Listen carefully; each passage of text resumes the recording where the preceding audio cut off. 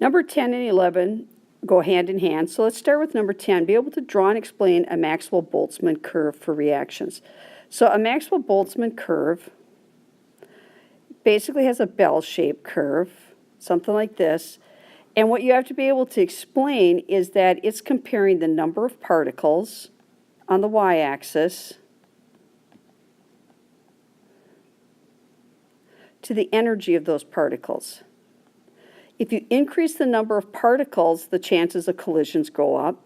Or if you increase the energy that the particles have, the chance of successful collisions go up.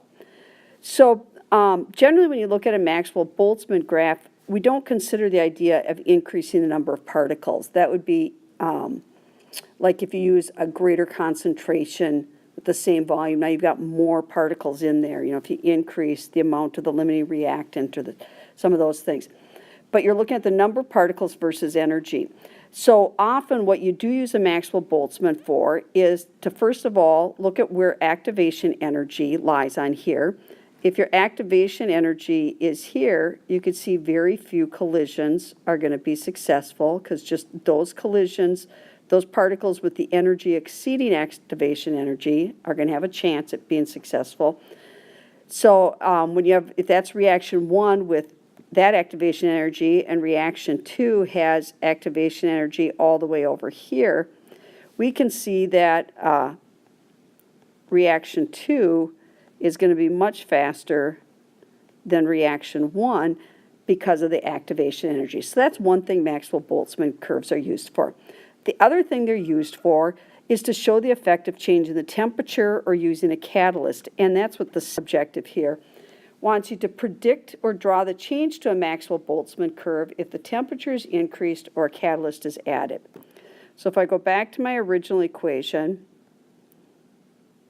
I have a bell-type curve, and this is my number of particles, or molecules, if you want to be more specific, and this is my energy.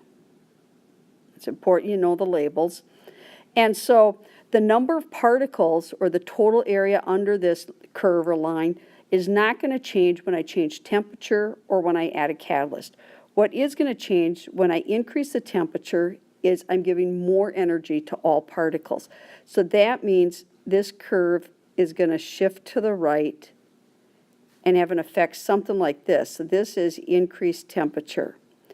And if my activation energy